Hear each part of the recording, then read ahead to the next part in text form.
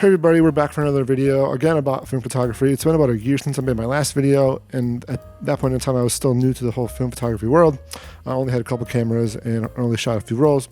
So now it's about a year later, and we're going to talk a little bit more about my journey since then, talk about the cameras, the rolls, and so on and so forth. So let's get to it.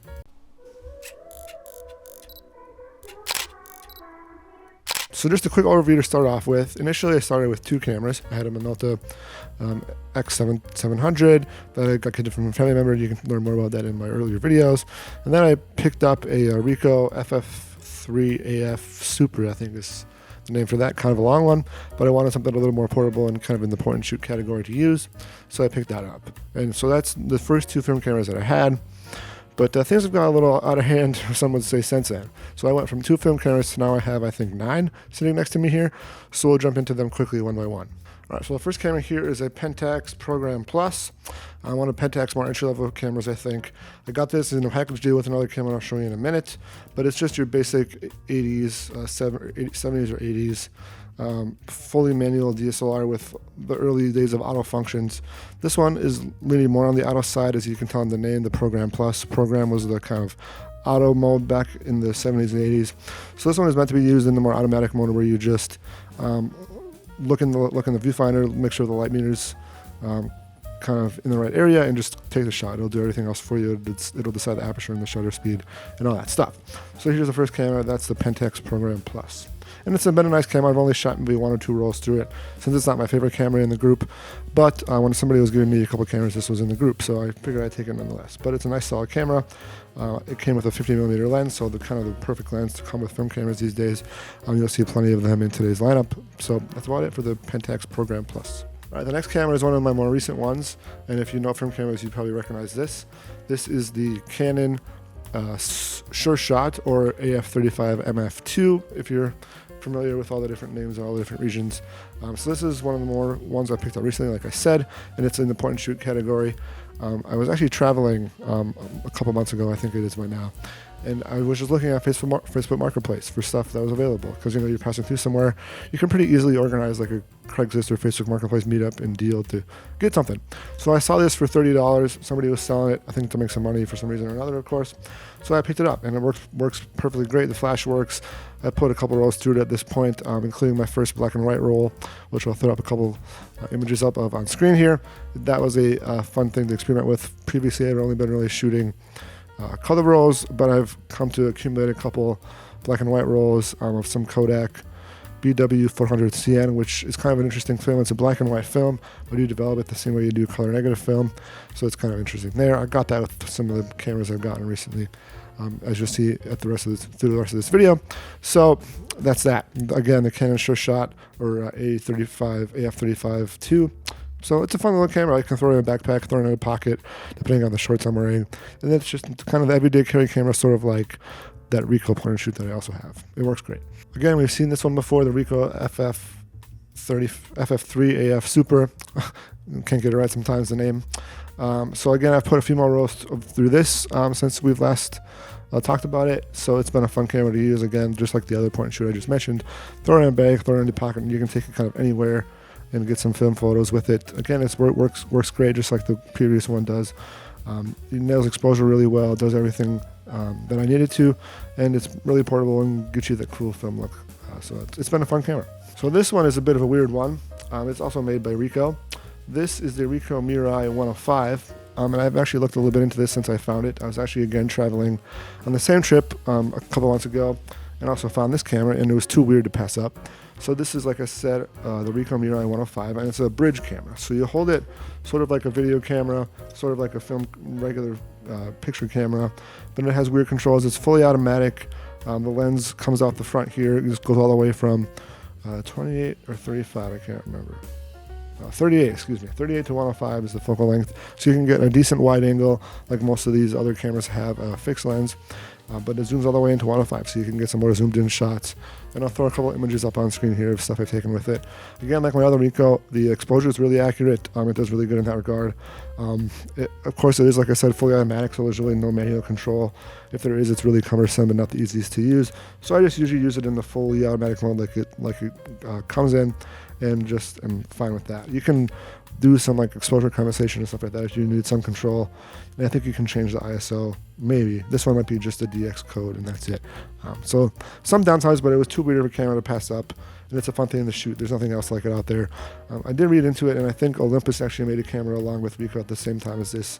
They look pretty much identical. They're the same kind of bridge zoom cameras that were meant to kind of bridge the gap between the video cameras and film cameras, I think, at the time. I'm not exactly sure, but that would make sense at least. So here is the Ricoh Mirai 105. It's been a fun camera to use. I only shot 1 or 2 rolls through it, but it's too wacky to not have in your collection. All right, we're going to get into the Nikons here a little bit. First with the Nikon FG. This was the first Nikon film camera that I bought. And my reasoning behind buying it was, I mentioned probably in a couple of videos already that I have a decent selection of Nikon vintage lenses that I used with mirrorless cameras in the past. So I figured since I had a collection of those lenses, it makes sense to have a film camera that can use those lenses too, right? So after I got it, I've put 28 on it, 35 on it, an 85 at 1.2. So I've gone through the lens collection and shot with this camera, put a few rolls through across the board. Right now we just have on the basic Pancake 50 in all black to kind of match your camera, which is kind of cool. I have 2 of these 50s now, which is a fun thing to put on different cameras, whether they're mirrorless and adapted or these old film cameras too. So again, I put rolls through this. It works great. It's fun to have some manual cameras like this in the collection, just to kind of mess around with. Of course, it does do the full program mode too, where you don't have to think about it, but it's cool just to mess around and kind of use that as a guide, but then also train your eye to kind of think in manual terms and try to guess the exposure without using those automated settings.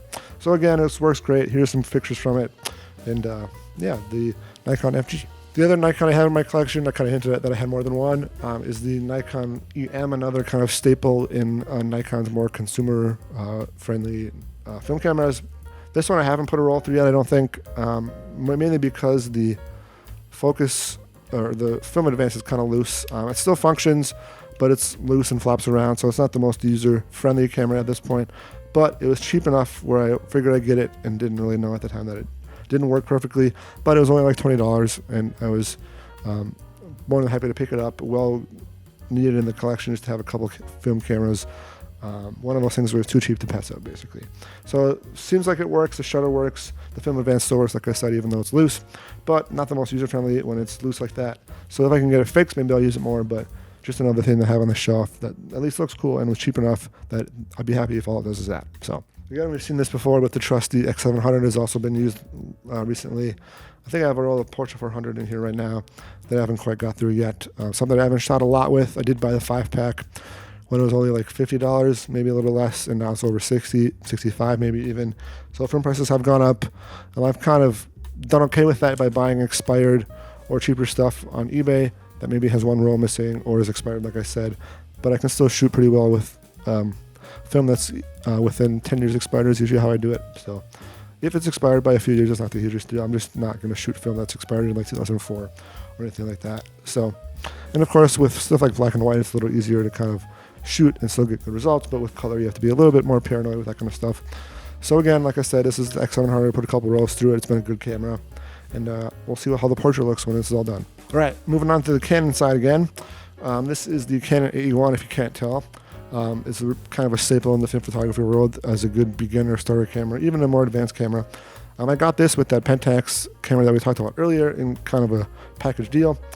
So the AE1 works great. It's not the AE1 program, but it still does well with kind of showing you in the light meter where you're at, and so you can kind of adjust as you need to. Also a fun camera to kind of learn the basics of film on, learn 2016 and all that stuff. It came with a 50mm, which is on the camera now, and then it also came with a 80 to 200, I want to say, something in that range. They were all funny back in the day. Sometimes it was 80 to 200, sometimes it was 80 to 210, other times it was 70 to 210. So in that range, it came with one of those as well. So I put a roll or two through it just to see if it works, and it does, so that's good. A nice, beefy, reliable film camera. That is nice to have in the collection and looks the part, of course. The silver and black is kind of the staple film camera look, and I don't use it super often, but it's a nice camera to have in the collection, and I got it for a sweet deal, so it was impossible to pass up. So the last camera in my collection, I've gotten some funny looks after I told them what it is, just because a lot of people like the manual nature of film, but I thought it was kind of a fun camera, and again, I got it for a cheap enough price where it was kind of impossible to pass up. It's kind of how things are with film cameras. Usually I look for the steals. I'm not trying to pay $200 for just the camera itself. So when it comes to cameras, I usually look for the grandmas or the ladies or whoever just trying to get rid of stuff that doesn't really know what they have, and you usually get some good deals that way. So this is the Canon Rebel T2. It was the last film camera, film SLR that Canon made in 2004, believe it or not. They're still making film cameras. So I saw this and thought it was cool enough to put in the collection. Again, one of the last film cameras ever made, so it's kind of cool, at least as a conversation piece. Again, the Rebel T2, just like any other Rebel of that time, on the more beginner side with cameras, has all the different modes and stuff on it. You can do manual, you can do auto, all that stuff. And it has a screen on the back, funny enough. It tried its hardest to be a digital camera, but of course it's still film, so it's just mostly settings on the back there. But it's a fun camera. I picked up the Nifty 50, everybody likes to call it, for it, just to have a fun lens to shoot with, in addition to the kit lens that came with it. So I figured it's a fun camera just to bring with on whatever sets I'm on, because more than likely somebody will have Canon glass to shoot with, or I can just give them this setup, and it's a Canon camera, so it's pretty easy to operate. So again, that's the Canon Rebel T2, just another fun pickup. It actually came with Ultra Max 800 film, which I had never seen before, so that was also a plus with picking this up.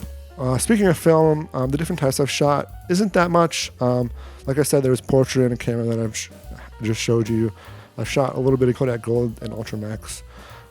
Not a lot of that lately, just because what I've found is a lot of Fuji stuff lately, whether that's Superior 400 or Fujicolor 200.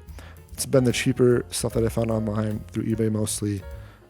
Again, I've shot black and white once or twice at this point, just to see what it's like. I picked up some Ilford HP5 that's expired, but of course it's black and white, so it doesn't matter as much recently, so I'm excited to shoot that. Otherwise, it's been mostly Fuji, like I said, 200 and 400. That Ultra Max 800 should be fun. I may shoot that if I can push it a stop or two to use at concerts. That could be a fun use for that. That was kind of something that popped into my head as soon as I saw that, was, hey, the higher ISOs are usually better at concerts, so that should be cool. Or we'll push the HP5 like people like to do too at concerts maybe, and see what that's like. So again, that's a little bit of the film itself I've shot lately.